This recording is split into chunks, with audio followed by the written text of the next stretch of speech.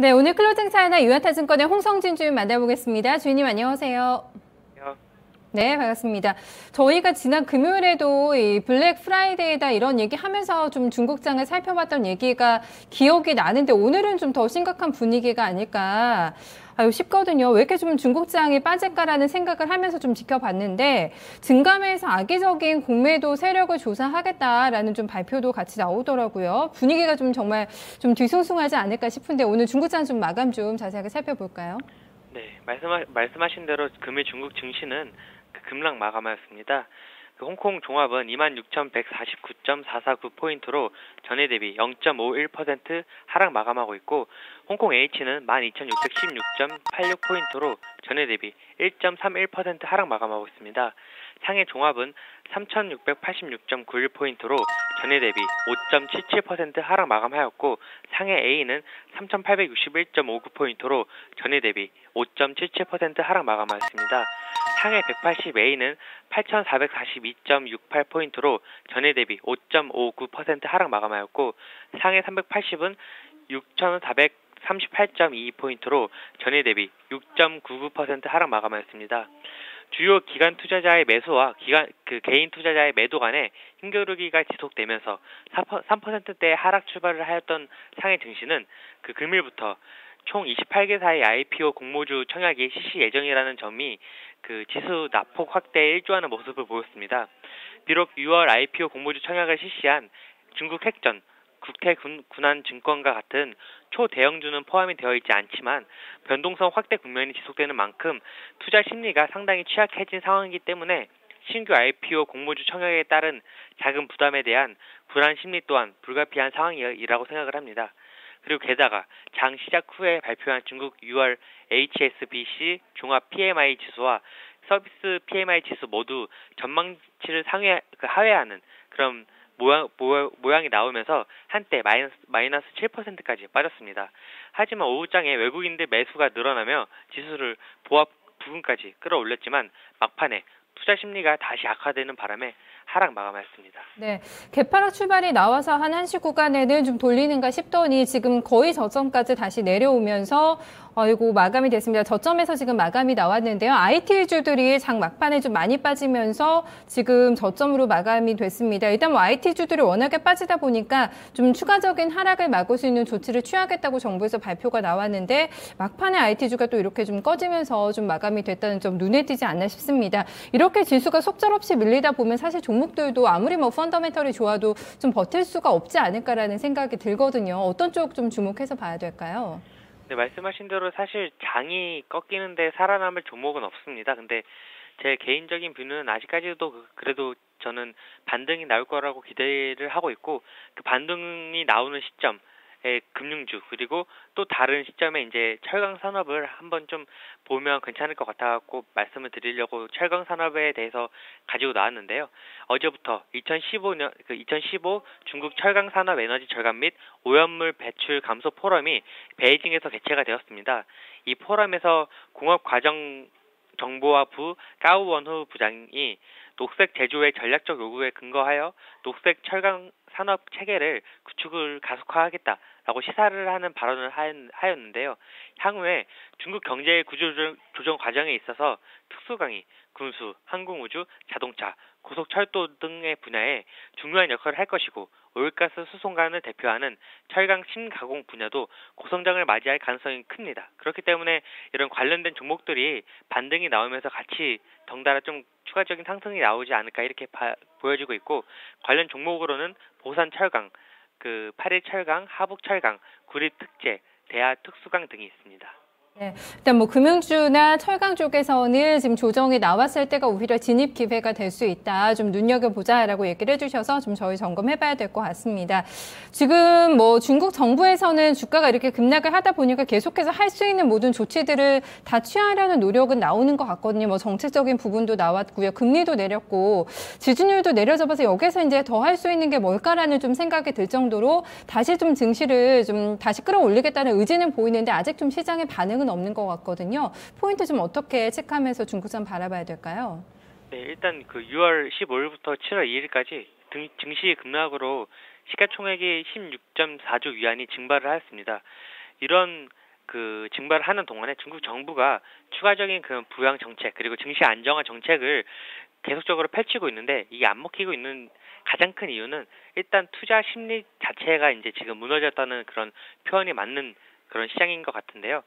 일단 그런 증감위에 이제 뭐 앞서 말씀하셨던 의도적인 ETF 공매도 및 시장 조작 불법 행위를 통해 시장 조작 관련된 위법 행위들을 조사하겠다고 하였고, 그리고 증시 상승 회복을 위해서 추가적인 조치 실시 가능성을 시사하였는데요.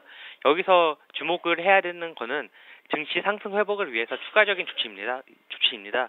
증감위가 이제 여러 기관들로부터 증시 상승 회복 방안 및 의견을 모집하고 있다는 그런 얘기가 현지에서 흘러나오고 있고요.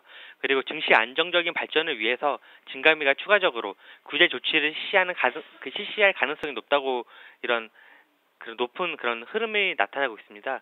가령 이제 어제 그저께 나왔던 그런 인지세, 면세 방안이라든지 그런 다양한 다각적인 그런 측면에서 지금 그 정책적인 측면을 고려하고 있다고 하니까 추가적인 그런 정책으로 인해 이제 반등이 나올 것이라고 기대가 되고 있고, 그리고 그거 정책적인 측면뿐만 아니라 이제 중국은 기업들이 중국 정부의 영향을 상당히 많이 받고 있습니다. 특히 금융주 위주로 영향을 많이 받고 있는데요.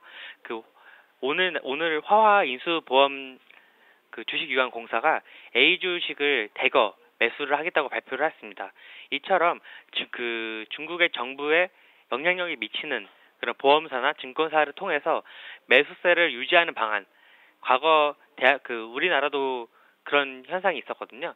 그런 식으로 이제 그 개인들이 파는 매도세를 그 기관들이 다 받아먹는 그런 모양새를 지금 펼칠 것으로 기대가 되고 있고요. 그리고 중국 펀드업 협회가 그 중국 증시의 장기적인 그런 방향성은 틀리지 않았다, 강세장이 될 것이라는 그런 의견서를 통하면서 이제 계속적으로 이제 좀 안정화시키는 그런 단계로 보여지고 있어서 하락을 할 수는 있겠지만은 그렇게 폭이 높진 않을 것 같습니다. 그리고 이제 그 금일 외인 소진율이 50%가 넘었습니다.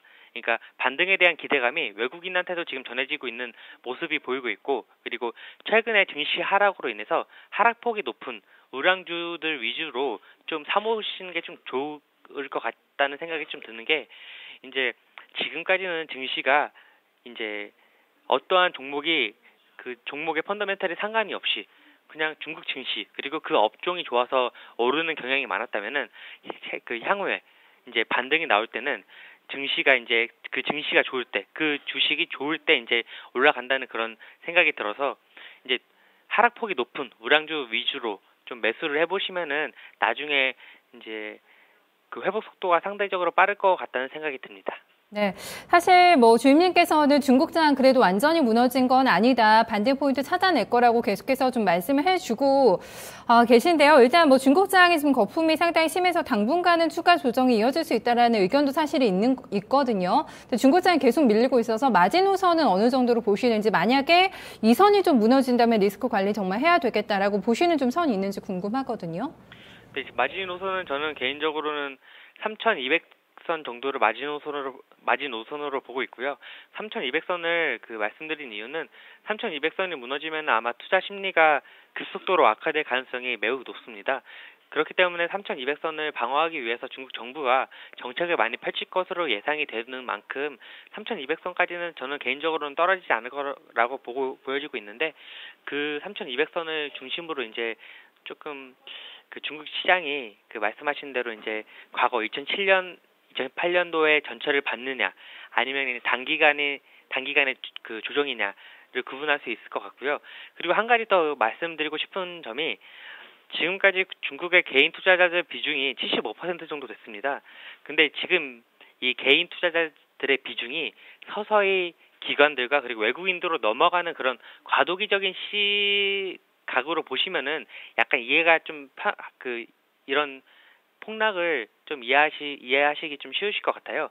즉, 그러니까 투자 주체가 개인이 아니라 이제 정부가 아니고 그 기관과 그리고 외국인도로 넘어가는 과도기적인 상황이기 때문에 변동성이 확대가 되는 것이라고 약간 그렇게 생각을 하시면 좀 좋을 것 같습니다. 네, 알겠습니다. 오늘도 분석 잘 들었습니다. 고맙습니다. 네, 감사합니다. 네, 중국장이 3주 동안에 우리 돈으로 3조 1,370조 원이 시총에서 증발이 됐습니다. 이번 주도 뭐 최악의 아주 한 주를 보내는데요. 거의 심리는 공포에 가깝다라는 좀 표현까지 나오고 있을 정도로 투자 심리가 많이 좀 악화돼 있는 상황입니다. 사실 지난달 중순에 5,100포인트 넘어갈 때까지만 해도 곧 7,000포인트까지 갈 거다라는 얘기도 많았는데 지금 4,000선이 힘없이 무너지면서 계속해서 지금 바닥에 나오고 있는데요. 하지만 아직까지도 좀 진바닥이라고 보기는 힘들다라는 의견이 많습니다. 좀 어디까지 좀 추가적인 조정이 나올지를 좀 잘 봐야 될 것 같고요. 워낙에 또 오늘도 변동성이 연출이 됐기 때문에 또 중국장 매매하시는 분들 좀 잘 체크하시면서 좀 따라가 봐야 되지 않을까 싶습니다.